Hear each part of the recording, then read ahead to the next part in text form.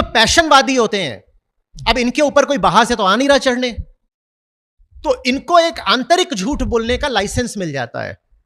वो आंतरिक झूठ ये है कि साहब मैं तो जिंदगी अपने पैशन, अपनी पसंद पर जीता हूं, मैं तो आजाद पंछी हूं, दिल करेगा तो उधर जाएंगे, दिल करेगा तो उधर जाएंगे। जिसको तुम अपना दिल बोल रहे हो वो एक चिप है, जिसको तुम अपना दिल बोल रहे हो वो एक चिप है जो समाज, समय, संयोग, संस्कार ने तुम्हारे भीतर स्थापित कर दी है, इंप्लांट कर दी है। तुम्हारा दिल तुम्हारा है ही नहीं, वो पूरे तरीके से सोशल है, टेम्पोरल है, सिचुएशनल है, कोइंसिडेंटल है। तुम्हारा दिल तुम्हारा नहीं है। तुम बोलते ही रहो बस मेरी पसंद, मेरा मानना, मेरी धारणा, मेरा विश्वास, मेरी आस्था, मेरा प्यार, इसमें से कुछ भी तुम्हारा नहीं है। तो वो तो जो बात थी ना कि अपना पैशन कैसे फॉलो करें, वो बात तो यहीं खत्म हो जाती है। लेकिन अब बात खत्म होकर के एक अगले चरण में प्रवेश कर जाती है। बात एक तल पर खत्म हुई है और अब वो एक दूसरे तल पर जन्म ले लेती है। अब वो दूसरा तल क्या है?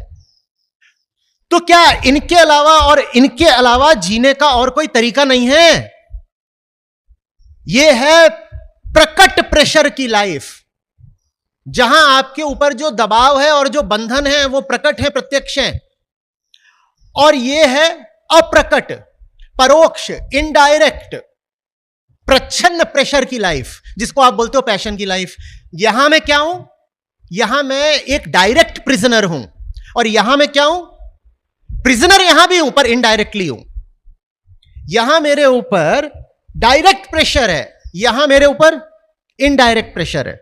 गुलामी इधर भी है, गुलामी इधर भी है। बस इतना है कि यहां की गुलामी स्पष्ट है और अनडिनाएबल है, नकारी नहीं जा सकती। और यहां की गुलामी आजादी का रूप रखकर सामने आ जाती है। मैं जवान हूं, मैं आजाद हूं, मैं किसी की नहीं सुनती, कोई मेरे ऊपर आए नहीं, कोई मुझे रोके नहीं, कोई मुझे टोके नहीं, मैं चाहे जो करूं मेरी मर्जी। तुम्हारी अपनी कोई मर्जी है ही नहीं। तुम्हारी सारी मर्जियां सामाजिक और सांयोगिक है। बात आ रही है? तो बात खत्म हो गई इस तल पर। तो क्या जीवन ही खत्म हो गया इस तल पर? माने जीने के क्या बस यही दो तरीके हो सकते हैं कि या तो खुले आम गुलाम रहो या छुप छुप कर गुलामी करो। इन दो के अलावा क्या जीने का कोई तरीका नहीं हो सकता? बिल्कुल हो सकता है। और वही जो जीने का तरीका है उसी को जीवन कहते हैं, उसी को आजादी कहते हैं, उसी को जवानी कहते हैं। बाकी सब तो गर्भ से ही बूढ़े पैदा होते हैं। बात आ रही है समझ में? तीसरा तरीका क्या है? आप पूछना चाहती थी कि पहले से क्या दूसरा जीवन बेहतर है। मैं कह रहा हूं जिसको आप दूसरा जीवन कह रही हैं वो बिल्कुल पहले जैसा ही है, बस यहां डायरेक्ट है, यहां इनडायरेक्ट है। तो दूसरे से आगे बढ़कर अब हम तीसरे पर जाते हैं। तीसरे तरह का क्या कोई जीवन हो सकता है? हां, हो सकता है। वो तीसरा जीवन वो है जिसमें ना आप बाहर से गुलाम हैं, ना आप खुद के गुलाम हैं, जिसमें ना तो आप संसार के गुलाम हैं, ना अहंकार के गुलाम हैं, जिसमें न तो आपके ऊपर समाज बाहर से चढ़ा हुआ है और न वो संस्कार बनकर आपके ऊपर भीतर से चढ़ा हुआ है।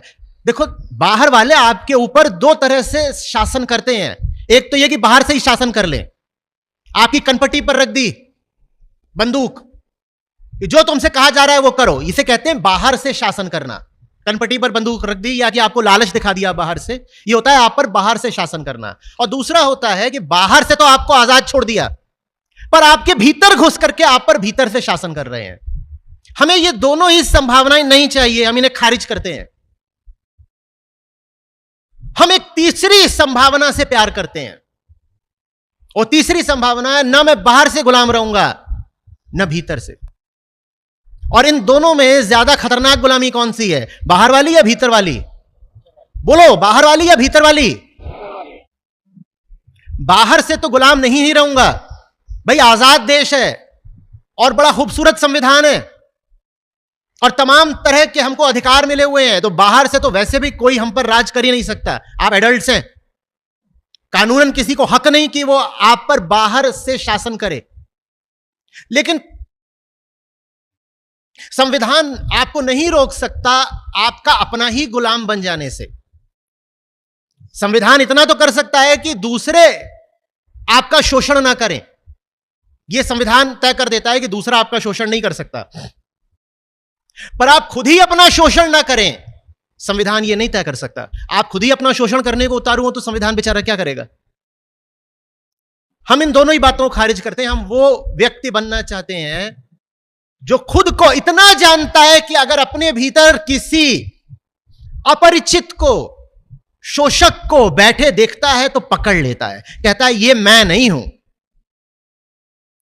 अगर मेरा शोषक मुझसे बाहर बैठा है तब तो मैं उसे पहचान ही लूंगा, पर मैं अपने आप को इतने ध्यान से देखा करता हूं कि अगर मेरा शोषक मेरे भीतर भी आकर बैठ गया है तो मैं उसको भीतर भी पहचान लूंगा।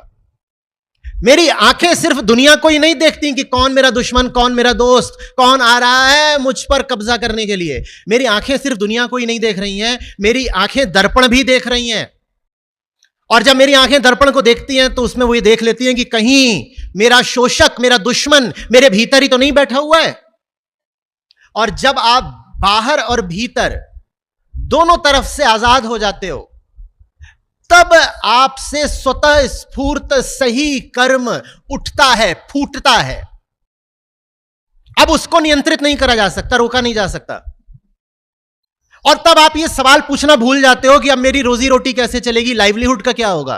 फिर ये सवाल गायब हो जाता है, क्योंकि अब आप वही कर रहे हो जो आपको करना है, कोई विकल्प है ही नहीं। अब ऐसा नहीं है कि मेरे पास 4 जॉब ऑफर्स हैं, मैं इसमें से किसको एक्सेप्ट करूं। अब सॉफ्टवेयर में चली जाऊं कि एमबीए करने चली जाऊं कि पापा के बिजनेस में चली जाऊं, अब यह सब कुछ नहीं है।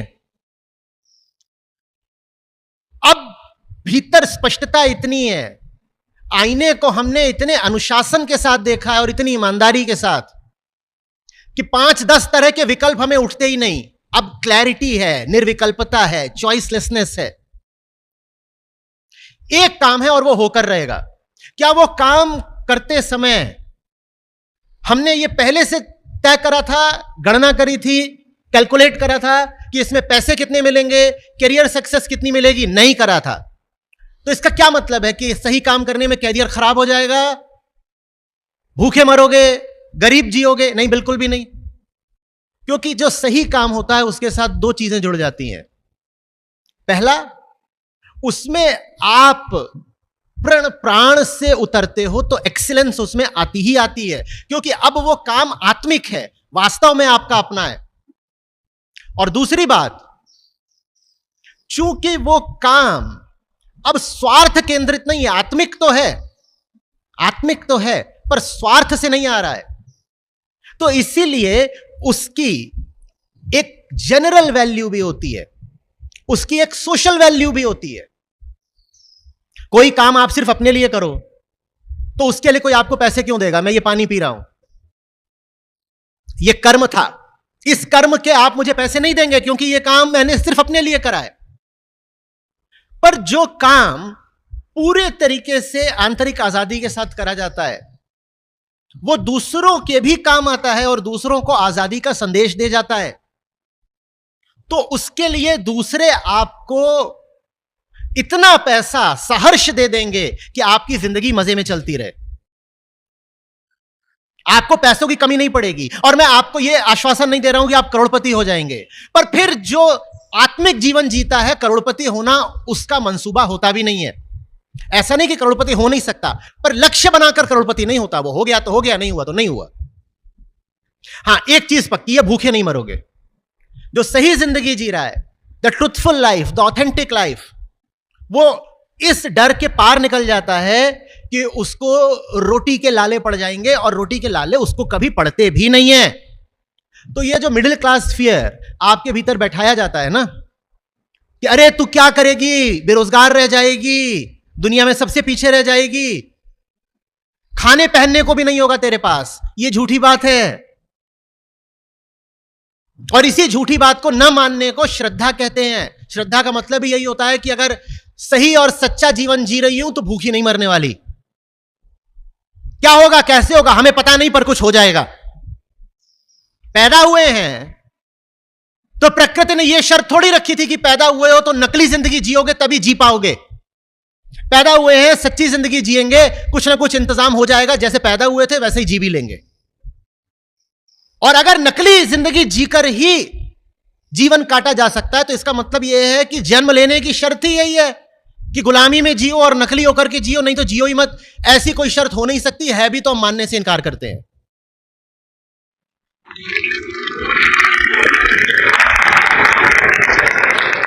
आप में से जिन लोगों का भी दिल सचमुच धड़कता है, जो गंदा जीवन नहीं जीना चाहते आम आदमी की तरह, जो बस पेट और परिवार पालने के लिए अपने आप को बेच नहीं देना चाहते, जो सचमुच जवान है, मैं उनसे कह रहा हूं, झुक जाना, गिर जाना, लेट जाना, बिक जाना बिल्कुल जरूरी नहीं है। उसके बिना भी एक गरिमापूर्ण जीवन जिया जा सकता है। और हां, भूखे नहीं मरोगे, यकीन करो, भूखे नहीं मरोगे। हां, तुम्हारे विदेशों में बसने के सपने हो और प्राइवेट जेट उड़ाने के सपने हो तो उनकी कोई गारंटी नहीं, पर एक अच्छा, शांत, सुंदर और गरिमापूर्ण जीवन, डिग्निफाइड लाइफ बिल्कुल जी सकते हो, बिना बेईमानी करे, बिल्कुल जी सकते हो, बिना झुके, बिना घुटनों पर आए, बिना अपनी बोली लगवाए। यह डर भीतर से एकदम निकाल दो कि जीने के लिए बिकना जरूरी है। बिल्कुल भी नहीं है, बिल्कुल भी नहीं। बड़े बड़े खरीदार खड़े हो तो भी मत बिकना, और बड़े बड़े बाहुबली खड़े हो तो भी मत झुकना, एकदम जरूरी नहीं है। कुछ नहीं बिगड़ेगा तुम्हारा, बल्कि शान से जियोगे, मौज में जियोगे। और यह भी हो सकता है कि ये जो बिके हुए लोग हैं, जो पैसे के लिए और सुरक्षा के लिए बिके हैं, पता चले कि किसी बिंदु पर तुम्हारे पास पैसे भी इनसे ज्यादा ही निकले, यह भी हो सकता है। बात आ रही है समझ में? मिडिल क्लास नाइटमेयर है बस एक मिडिल क्लास वहम है कि जो बंधे बंधाए सुरक्षित रास्ते हैं उसी पर चलो। खासकर अगर लड़की हो तब तो हाईवे को बिल्कुल मत छोड़ना, किन्हीं पगडंडियों पे मत उतरना। लड़की उड़की कुछ नहीं हो, इंसान हो, पहले अपनी जिंदगी देखो। बात आ रही है समझ में? मस्त जियोगे, खुलकर जियोगे, और जितनी जरूरतें हैं, वाजिब जरूरतें, सही जरूरतें, उन सही जरूरतों के लिए पर्याप्त पैसा भी रहेगा। बिकना मत, डरना मत, ठीक है?